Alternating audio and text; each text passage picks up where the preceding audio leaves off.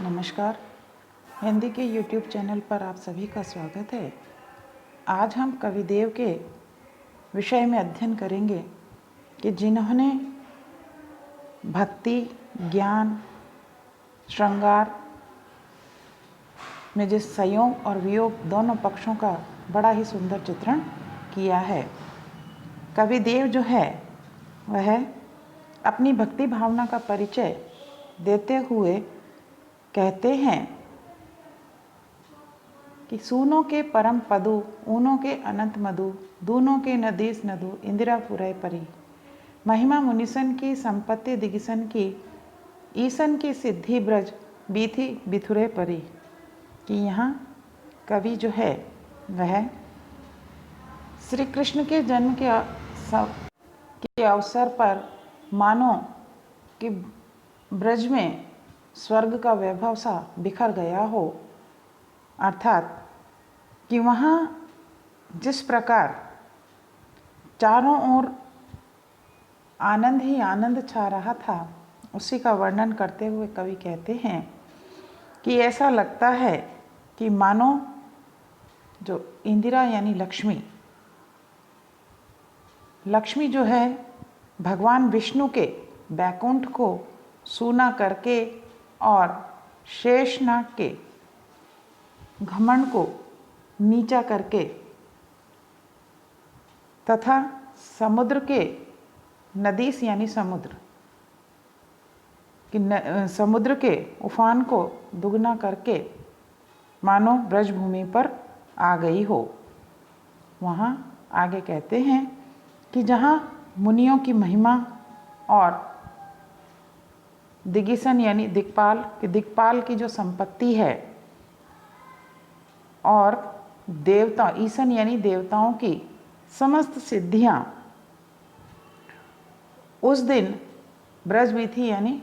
ब्रज की गलियों में बिखरी पड़ी हो। कहने का तात्पर्य है कि श्री कृष्ण के जन्म के अवसर पर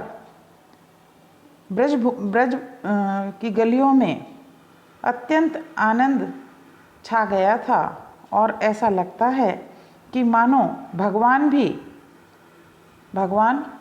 देवता एवं मानव सभी उस आनंद में डूब गए हों। आगे कहते हैं कि भादों की अंधेरी अधराती मधुरा के पथ आई मनोरथ देव की दुरय परी। पारावार पूरन अपार पर ब्रह्म राशि, जसुदा के कोरे एक बारक कुरय पड़ी। कि आगे कवि कहते हैं कि श्री कृष्ण के जन्म के अवसर पर,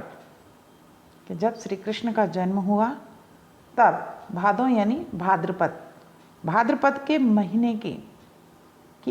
अष्टमी जो है, अष्टमी को अधराती यानी आधी रात को मथुरा के मार्ग पर मानो वह दिव्य ज्योति जो है अवतरित हुई, जिससे वासुदेव और जो देवकी है उनके सभी मनोरथ पूरे हो गए हों। आगे कहते हैं पारावार यानी समुद्र की अपार सागर के समान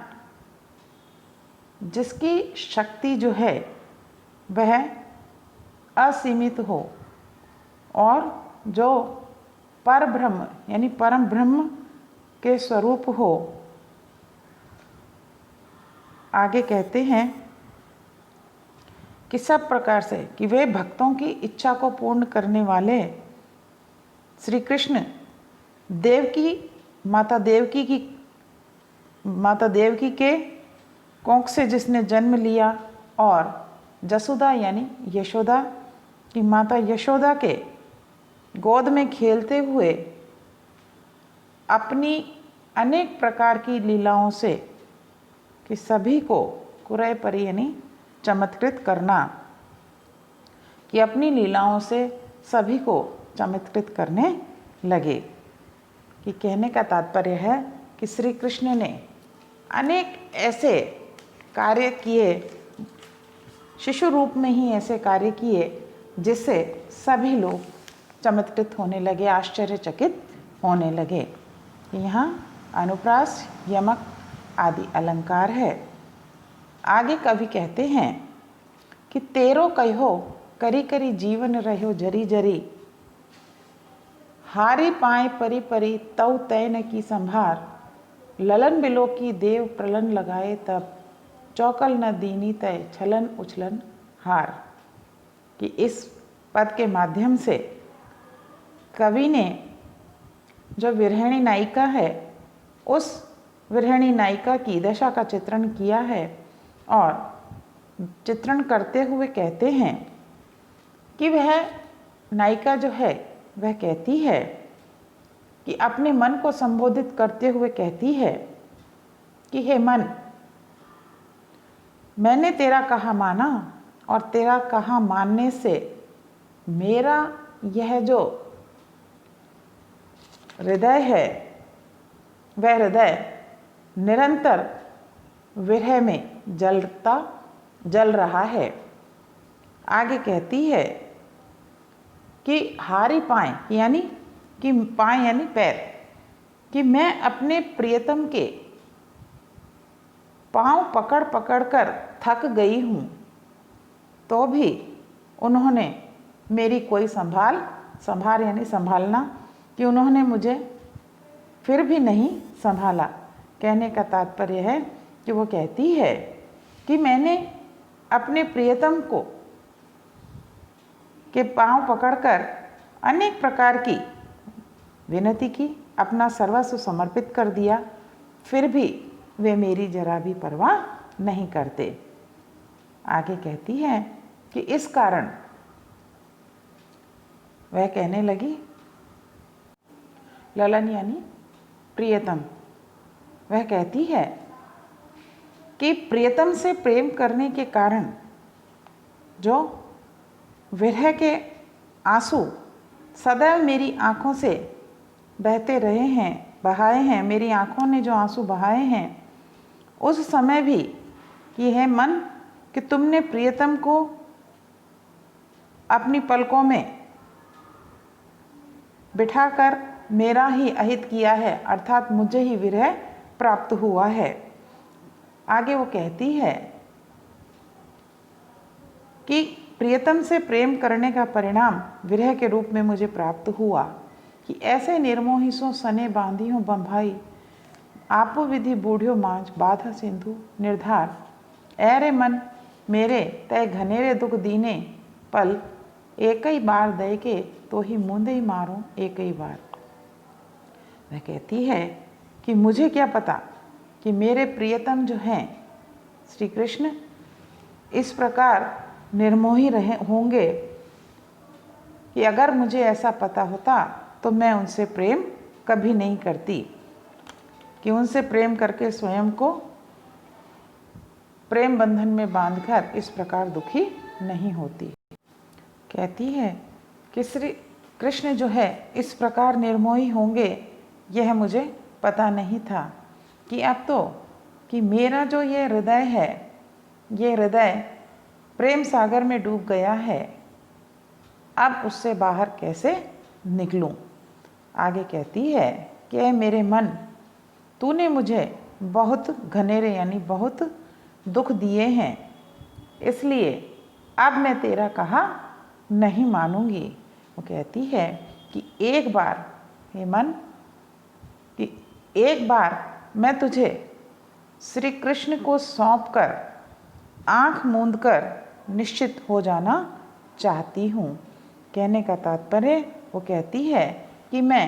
इस प्रकार मन की आसक्ति से मुक्त होना चाहती हूँ। कि यहाँ नायिका ने अपनी विरह व्यथा का वर्णन किया है, कि यहाँ अनुप्रास, रूपक, काव्यलिंग आदि अलंकार हैं। आगे कवि कहते हैं कि कुल किसी करनी, कुलीन किसी कोमलता, शील किसी संपत्ति, सुशील किसी कामिनी, दान को सो आदरू, उदारताई सूर किसी, गुनी की लुनाई, गुणमंती गज गामिनी। कि इस पद में कवि देव जो है वह सौंदर्य और आचरण का वर्णन करते हुए कहते हैं, कवि कहते हैं कि सुंदरी यानी जो सुंदर युवती है, सुंदर स्त्री है, उस सुंदर स्त्री में अपने कुल के अनुरूप आचरण करने का स्वभाव होना चाहिए और कुलीनता के साथ साथ कि उसके स्वभाव में कोमलता भी होनी चाहिए। आगे कहते हैं कि शील की सी संपत्ति कि जिसके स्वभाव में, शील में संपत्ति की संपत्ति हो और सौंदर्य में सुशीलता होनी चाहिए, कि इस प्रकार कि यह सब एक कुलीन स्त्री जो है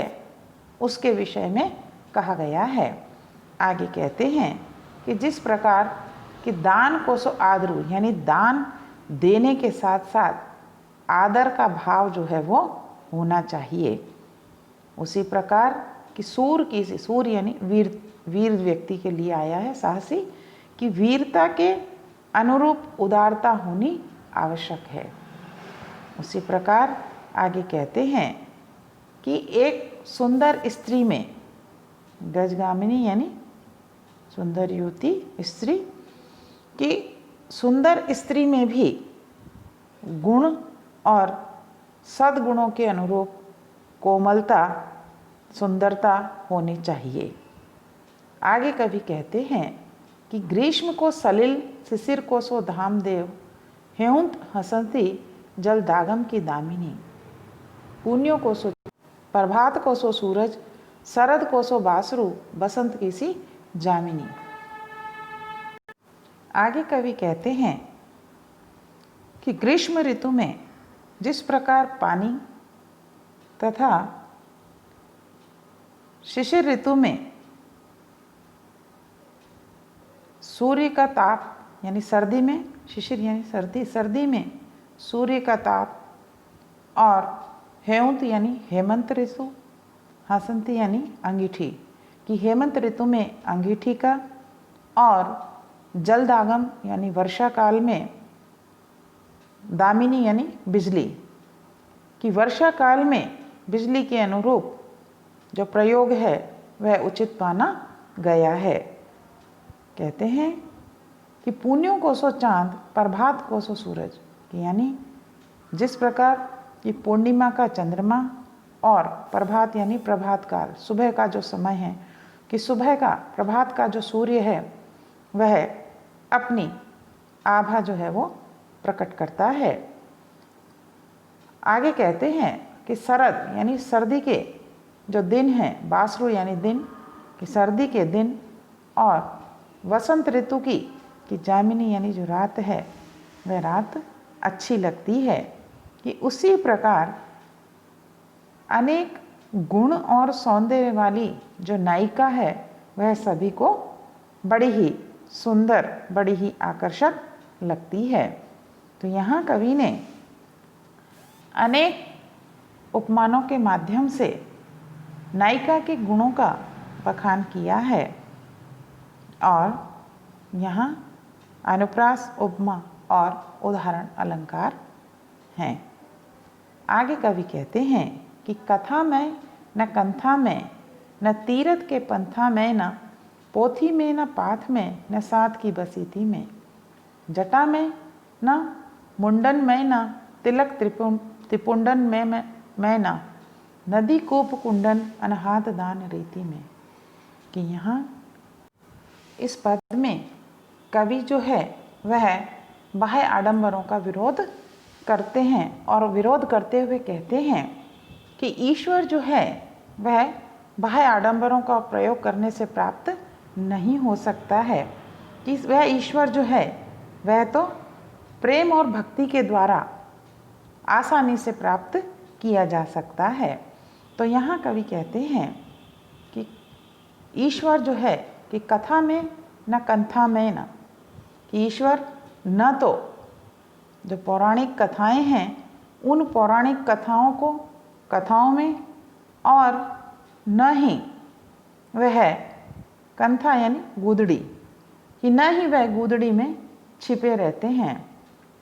कि वह तीर्थ के मार्ग में भी नहीं रहते, और न ही किसी पोथी में यानी जो धार्मिक पुस्तकें हैं उन पुस्तकों में रहते हैं। आगे कहते हैं कि न साथ की बसीती में, और न ही जो अनेक प्रकार के मतांतर हैं, और जो जहाँ आश्रम में साधु लोग रहते हैं, कि वहाँ साधुओं के आश्रम में रहने से वह ईश्वर मिलता है। आगे कहते हैं कि न वह ईश्वर जो है कि न तो जटा के धारण करने से, न ही मुंडन कराने से, और न ही माथे पर तिलक त्रिपुंडन लगाने से ईश्वर प्राप्त हो सकता है। आगे कहते हैं कि वह ईश्वर जो पवित्र नदियां हैं, न ही उन नदियों, कवि कहते हैं कि वह ईश्वर जो है न तो पौराणिक कथाओं के सुनने में, न गुदड़ी में, न ही तीर्थों के मार्ग में, पंथा यानी मार्ग में, और न ही अनेक धार्मिक पुस्तकें हैं उन पुस्तकों में, और न ही किसी मतांतर में और साधुओं के आश्रम में रहने से प्राप्त नहीं किया जा सकता। वह ईश्वर न तो जटा धारण करने से, न मुंडन कराने से, और न ही माथे पर तिलक त्रिपुंडन लगाने से वह ईश्वर प्राप्त किया जा सकता है। आगे कहते हैं कि वह ईश्वर न तो जो पवित्र समझी जाने वाली नदियां हैं उन नदियों में स्नान करने से, कुओं और कुंडों में अनहात यानी स्नान करने से, अनेक प्रकार से विधि विधान के अनुसार दान देने से वह ईश्वर प्राप्त किया जा सकता है। वह ईश्वर तो आगे कहते हैं कि न ही अनेक जो पीठ हैं, मठ हैं, उन मठों में और दीक्षा लेने से, न ही कानों में कुंडल